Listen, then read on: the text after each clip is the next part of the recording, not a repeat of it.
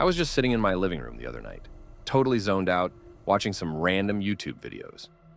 Around 11 p.m., I heard this weird noise coming from outside, kind of like a faint scratching sound. I glanced out the window, but it was just dark. My neighborhood is pretty quiet at night, and the streetlights barely reach my yard, so it's always shadowy. It was probably just a small animal or something, right? So I ignored it and went back to scrolling through videos. Then, it happened again. This time, it was more pronounced, like something was clawing at the back door. I felt that little spike of anxiety that you get when you're home alone and hear a weird noise. But I told myself it was probably just the YouTube video I was watching since I was wearing some earphones. I took a deep breath and decided to grab a snack to calm my nerves. And as I headed into the kitchen, I kept hearing those scratchy sounds. But now they felt like they were coming from the window. I paused, standing in the kitchen, deciding if I should check it out. What if it was just a branch scratching against the glass? But what if it was something else? You know how those thoughts spiral. Finally, I built up the courage to take a look. I walked over to the window and peered out into the darkness. All I could see was the shadow of the trees swaying in the wind. No small animals. Just me and the empty yard. I felt like I was overreacting, so I went back to my couch, trying to forget about it. But then I heard it again.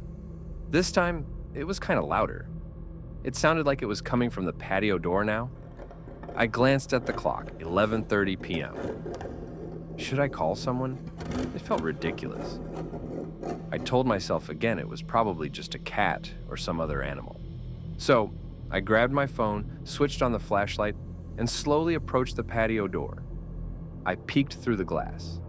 Nothing. As I turned away, I caught a glimpse of movement from the corner of my eye. There was something out there. Someone? Or something. It was right against the wall of my house, just barely illuminated by the streetlight. I couldn't make out any details, just the outline of someone crouched low, and my instinct was to back away slowly. But just as I was about to retreat back into the house, the figure turned their head, and I could see their eyes glinting in the dim light. They weren't looking at me, but they were definitely aware I was there. I felt this chill run down my spine. I quickly stepped back, locking the door behind me. I tried to convince myself I was being paranoid. The scratching sounds stopped, but I kept the lights off and the curtains closed. I didn't dare look outside again. Eventually, the adrenaline faded, and I fell asleep on the couch, exhausted. When I woke up in the morning, everything felt normal, and I told myself it was just a bad dream or maybe some stray animal messing around. But as I made my coffee, I caught sight of something on the patio, just a few feet from the door. A small pile of dirt, like someone had been digging. It wasn't there before. I went outside to check it out, but then I noticed something else. My gardening tools were scattered across the yard. They had all been neatly put away the night before.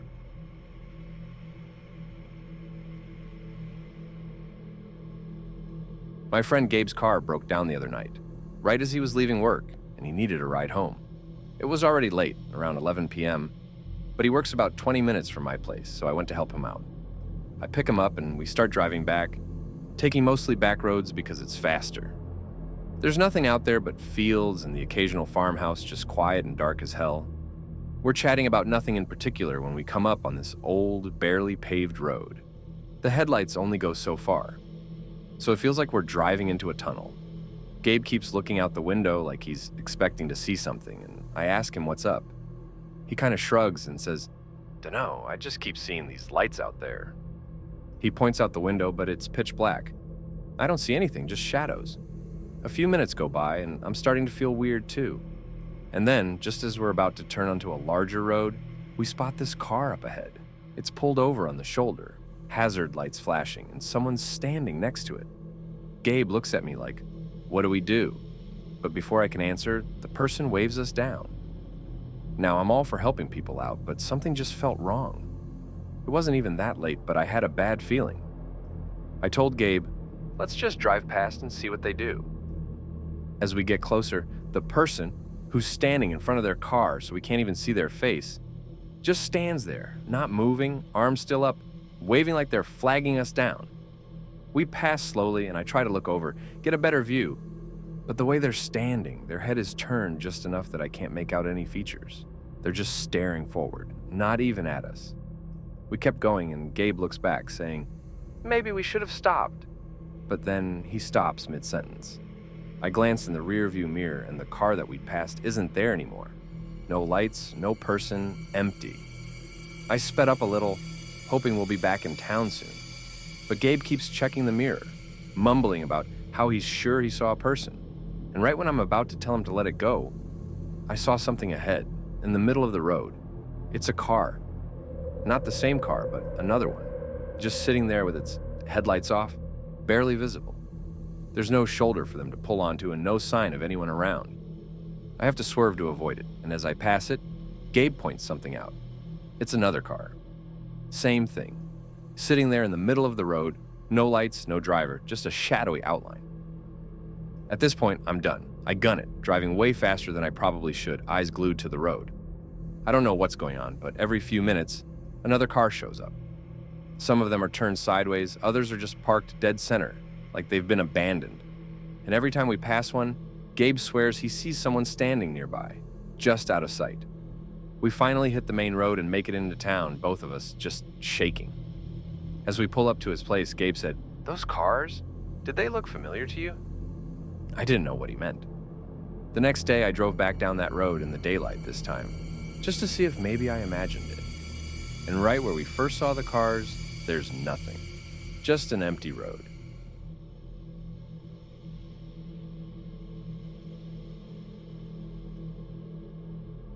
A couple years back, I was working a night shift at a convenience store in a pretty quiet part of town. It was a 24-hour spot. I usually worked solo, and it was generally an easy job. But you definitely get used to some strange shit. It was around 2:30 a.m. I was standing behind the counter, scrolling on my phone when the door sensors went off with a beep. I looked up, but nobody was there. The door just kind of swung open, stopped for a second, then closed. Thinking it was the wind or a glitch, I shrugged it off and went back to my phone. But maybe 15 minutes later, I heard it again. Beep, door swings open, nobody there. This time, it stayed open a little longer, just holding for a few seconds like someone was standing there, looking in. I got this prickly feeling on the back of my neck, and my first instinct was that some kid was messing around outside. So I stepped out from behind the counter and walked up to the glass to look around. The parking lot was empty. No cars, no bikes, no one out there. And it was just silent. I felt this weird pressure, like someone was watching me, but I couldn't see a thing. I went back to my station feeling kind of on edge and tried to keep busy with stocking and cleaning up some of the shelves. But about half an hour later, I started hearing something coming from the back aisle, the one with all the snacks and chips. I hadn't heard anyone come in, but maybe someone slipped in quietly and didn't want to disturb me. I called out, "Hey, let me know if you need any help." No response, just that quiet shuffling noise. I walked around the counter to check it out, expecting to find someone just messing with the bags of chips. But as I turned the corner, the aisle was empty. Nothing out of place. But that shuffling sound, it hadn't stopped. It was just quieter, like it was further away now. I stood there, feeling this chill run through me. I could still hear it, like someone just moving around the store, but it didn't make sense. I walked back toward the cooler section, which had a better view of the whole store. And that's when I noticed something strange on one of the security cameras. The camera for the front aisle, the one that faces the counter, was flickering. Just a soft, almost unnoticeable static that would blink in and out, like something was messing with the feed. And every time it flickered, there was this shadow just on the edge of the frame. Not a person exactly, but like the shape of someone just standing there, watching the camera, but never stepping fully into view. I went back to the counter and watched the monitors. The shadow didn't move, didn't come closer, just stayed right on the edge, like it was hovering. Then, out of nowhere, all the cameras went dark for about 10 seconds, and the lights in the store flickered off. When the cameras came back on, everything looked normal again. The shadow was gone, the flickering stopped. And just then, I heard the beep from the door one last time. I looked up, almost expecting to see someone finally leaving. But when I looked, the door wasn't open. Instead, It had fogged up a little, like someone had been standing right outside breathing on the glass. I didn't last much longer at that job after that night.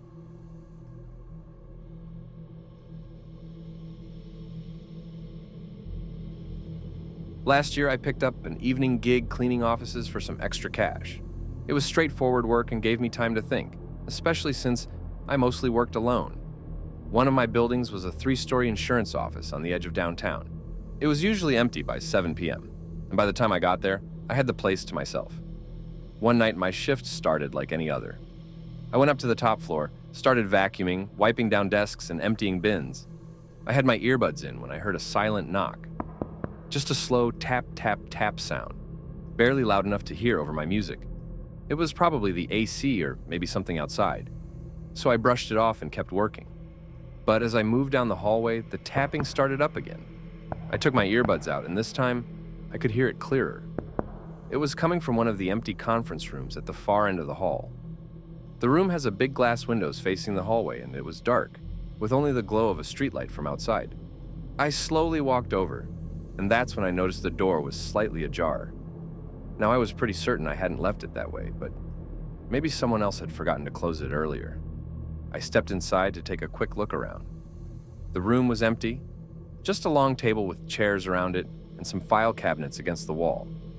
I closed the door and went back to cleaning. An hour later, I was on the second floor, and that's when I heard it again. Tap, tap, tap. This time, it was coming from the main office space. It wasn't like a mechanical noise. It sounded more like someone lightly knocking on glass. I looked around, but didn't see anyone. The lights were dim, and the shadows made everything look a little off. I called out, "Hello?" but got no response. I was starting to feel uneasy, so I tried to just focus on finishing up. I'd wiped down the counters, vacuumed, and emptied all the bins when I decided to check my phone to see the time. When I pulled it out, the screen was frozen on a missed call. Except the number was all zeros, and the timestamp was 12:01 a.m. The thing is, my phone was still showing it as 10:45 p.m. I thought maybe it was just a bug or glitch, but it felt a little too strange, given the strange events of the night. I was almost done, so I went down to the first floor to finish up. That's when the knock started again. It was coming from the back corner near the break room. I walked over, and just as I got close, it stopped. I checked the windows to make sure they were locked, looked around for anything that could explain the noise, but there was nothing. I turned around to go back to the front and froze. All the chairs around the break room table, which I'd stacked earlier, were now pulled out, like someone had been sitting there. I was ready to just leave, so I grabbed my bag and headed toward the exit. I was almost at the door when I heard one last, loud tap from behind me. I didn't turn around, I just left and locked up as fast as I could. The next morning, I got a call from my manager. She asked if I'd forgotten to lock the office doors. I told her I was sure I'd locked them. She went quiet for a second, then told me the security cameras had picked up a weird loop of footage. Just a still shot of the back corner of the break room. And according to her, the recording had glitched at exactly 12:01 a.m.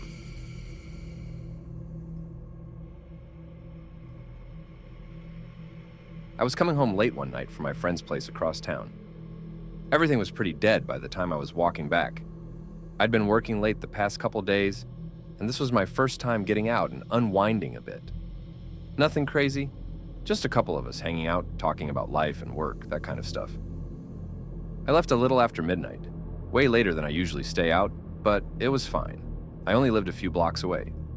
The street I live on is quiet at night, almost peaceful. It's mostly row houses and old buildings that don't look like much, but it's got character.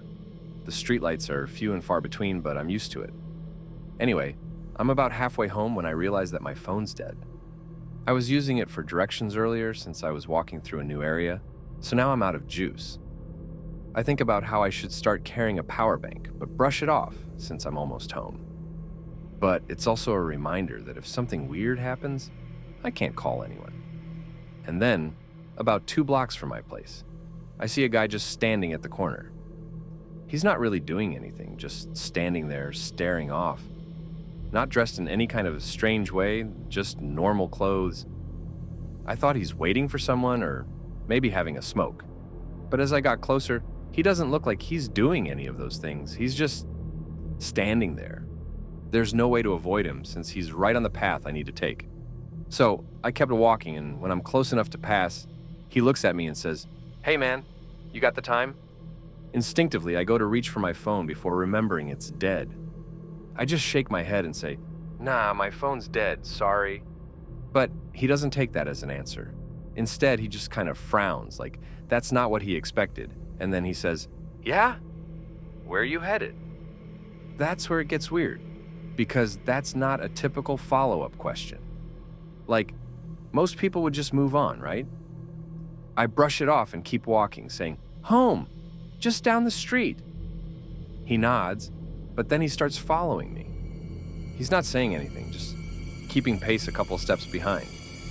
I tell myself he's probably just heading in the same direction, but at this point, it's feeling too intentional. So I pick up my pace just a little, hoping he'll take the hint. But he speeds up too. I'm now like a block from my place, and I'm thinking, okay, this guy's definitely following me. So I decide to try something. I slow down to almost a stop, pretending to look at something on the ground, hoping he'll just keep walking. But instead, he stops too, just standing there behind me, not even pretending to do anything else. I don't want him knowing where I live, so I decide to take a different route around the back of my building. It's a longer way, but leads to a side door I can use, and I figured I'll lose him if I take a few random turns. So I go left down an alley, kind of a detour, just hoping he'll get bored or confused and leave me alone. But when I glance back, he's still there, just trailing me, quiet as ever. No expression, no real urgency, just like he's got all the time in the world to mess with me. I'm at the point where I'm ready to just sprint, but I don't want him to know I'm spooked. So instead, I turn down another alley that curves back toward the main street, hoping it'll get me closer to where there are more people, even if it's late. Finally, after a couple of random turns, I don't see him anymore. I waited a minute to make sure he's not just lurking, and when I feel it's safe, I head home, keeping an eye out the whole way. The weirdest thing is that I never heard his footsteps. He was dead silent the entire time. I have no idea if he was just trying to mess with me or what, but now I make sure my phone is fully charged whenever I'm out late.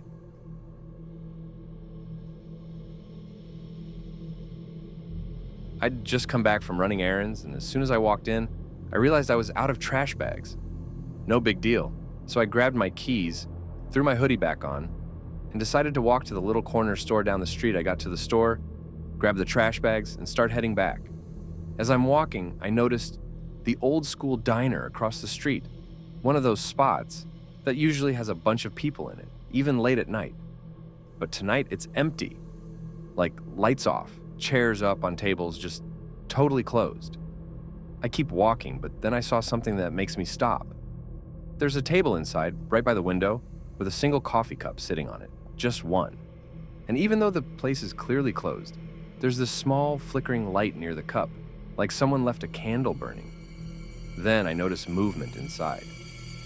Maybe someone was cleaning up, but it was so dark in there that I couldn't see anyone, just a slow, subtle movement near the table. Maybe it was just a trick of the light, but I started feeling this urge to keep walking, like something in me just wanted to get out of there.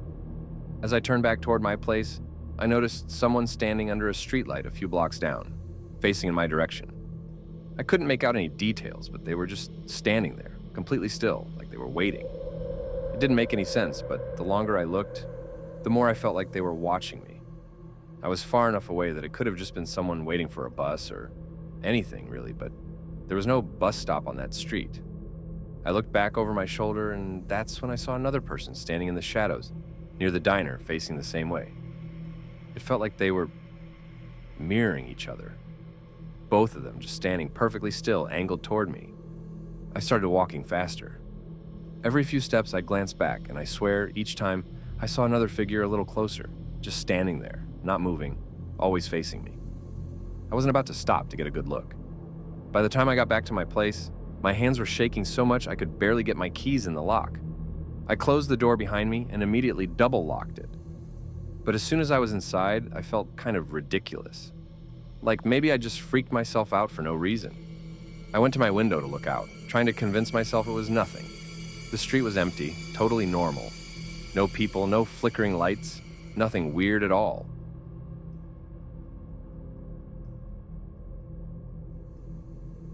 I had probably the weirdest, most uncomfortable experience ever at this random motel off I-40.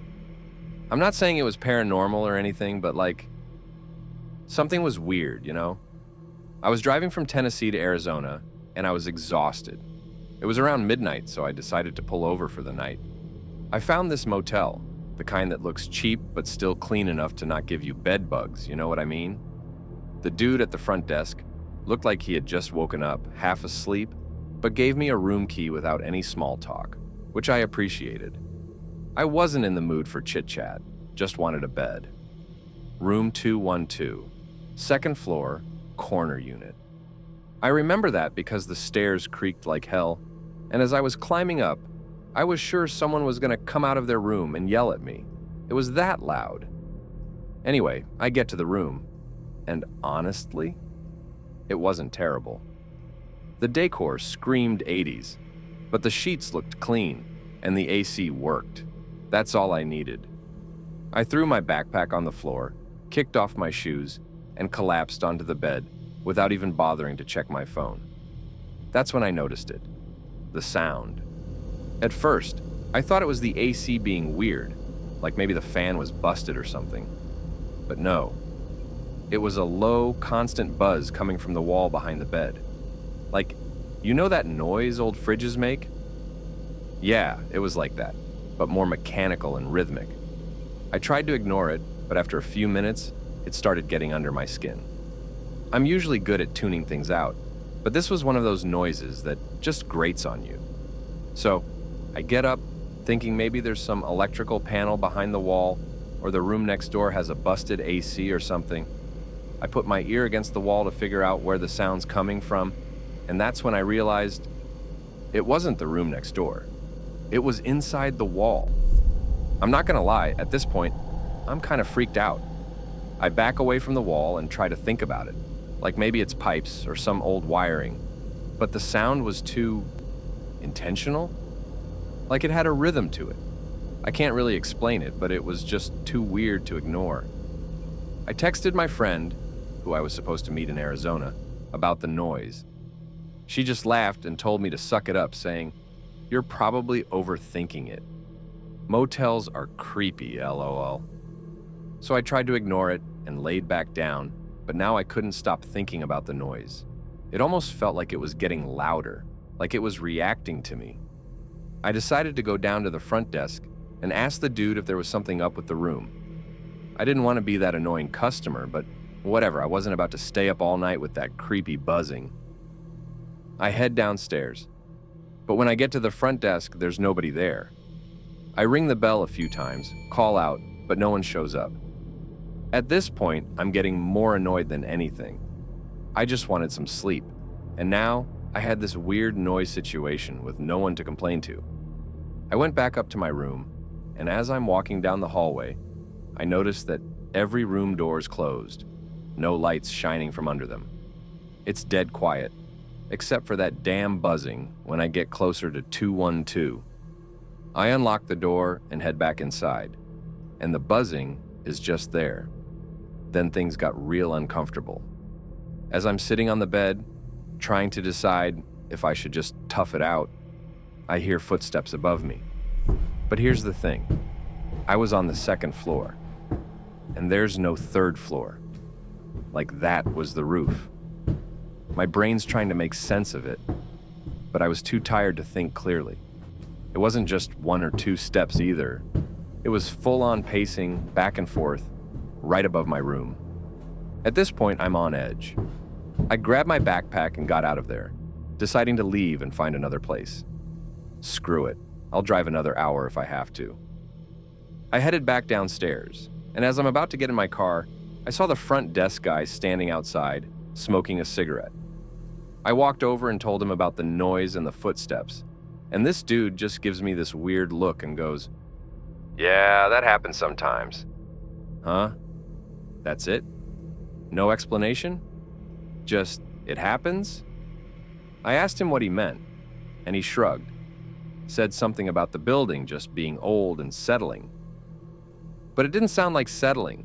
Settling doesn't have a rhythm or footsteps where there shouldn't be any. At this point, I'm done. I told him I'm leaving, and he just nods like it's not the first time someone's bailed in the middle of the night. So yeah, I ended up driving to the next town and found a chain hotel to spend the night at. The whole thing felt so surreal. I mean, it wasn't like I saw a ghost or anything, but the vibe in that place was just wrong. Maybe something weird was happening in that motel, and the dude at the front desk just didn't care. Or maybe he knew more than he was letting on. I don't know, man. Maybe I was just tired, but the footsteps and that buzzing, something about it felt too real to just be in my head. Has anyone else experienced something like this at a motel? It's been stuck in my head for days now.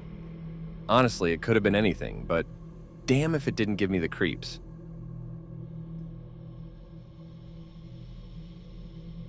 A few months ago, I got admitted to Brockville General Hospital in Ontario. It's a small place, not as well known as the big hospitals in Toronto or Ottawa, but it's got a decent reputation. I had a pretty bad case of pneumonia, and the doctor said I'd need to stay for about a week to get it under control.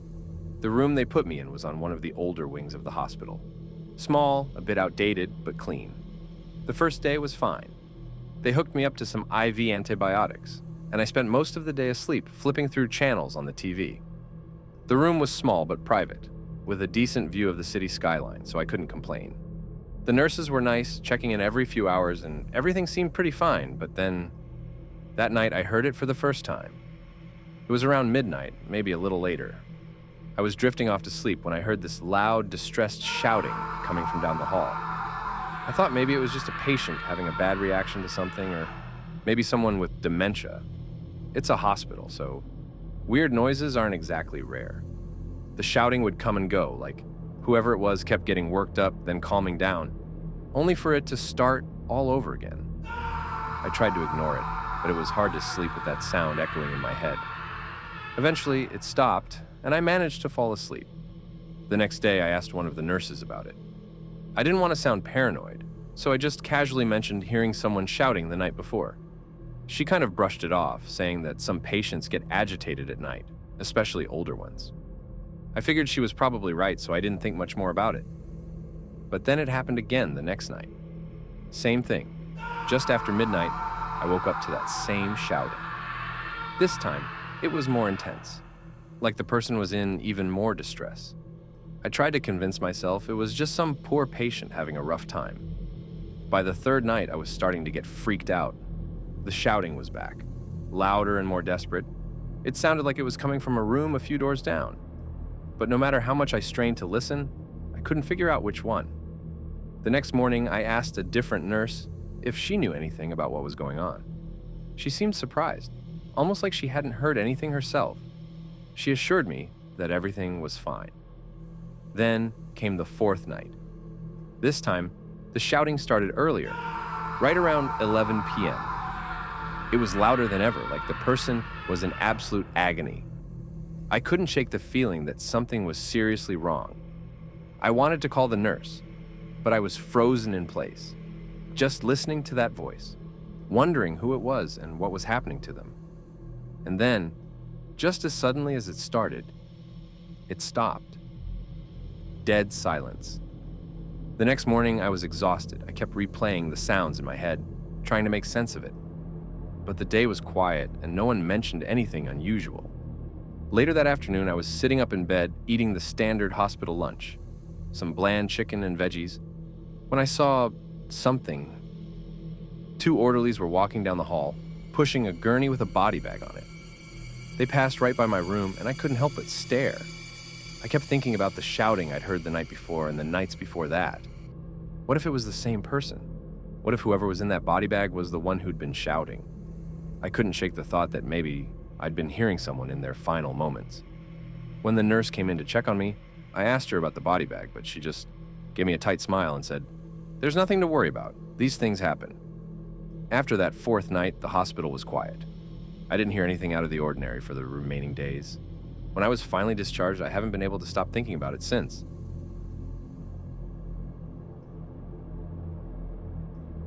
I went to Japan. Finally checked off that bucket list trip. I've always been into weird, creepy stuff, so naturally Aokigahara was at the top of my list. You know, that forest at the base of Mount Fuji, infamous for being the suicide forest? Yeah, that one. I know it sounds super messed up, but I was more curious than anything. I had read all these stories online, people saying they'd see ghosts, feel this overwhelming sense of dread, hear whispers in the wind. It's like the stuff you binge watch on YouTube late at night when you're bored. But I figured it's just the typical internet exaggeration. I mean, how creepy can a forest really be? Anyway, I managed to convince my friend to come with me.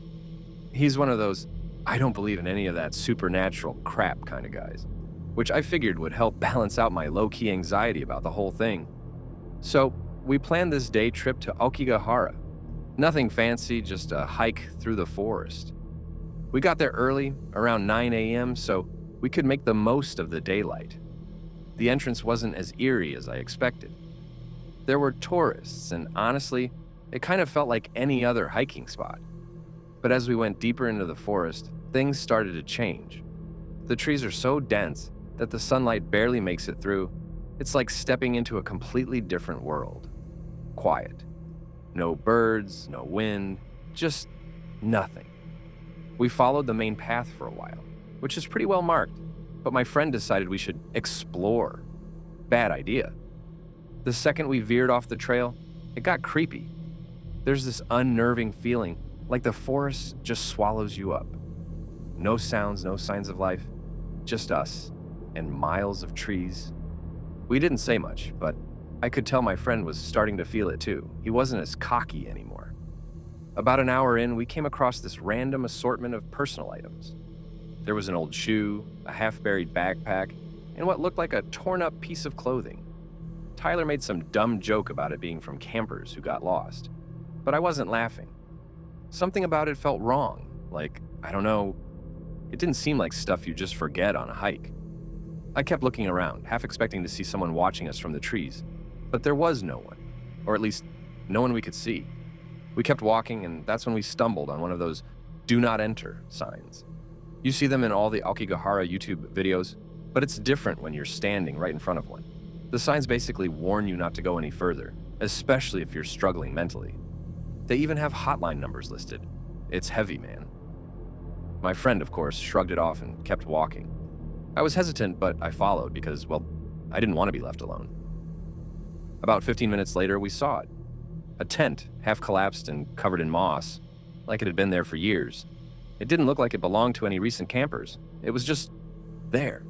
My friend approached it, calling out to see if anyone was inside, but there was no answer. He poked his head in and quickly backed out. "Let's get out of here," he mumbled, but I pushed him, asking what he saw. He didn't want to say, but eventually he told me. There was a rope inside. Just a rope. I know it doesn't sound like much, but if you know the history of this place, that's all you need to hear. We decided to turn back, but here's the thing. Aokigahara is like a maze. The trees all look the same, and it's easy to get turned around. We tried retracing our steps, but everything felt wrong. It was like the forest was playing tricks on us, shifting and closing in. The GPS on my phone wasn't working, and neither was his.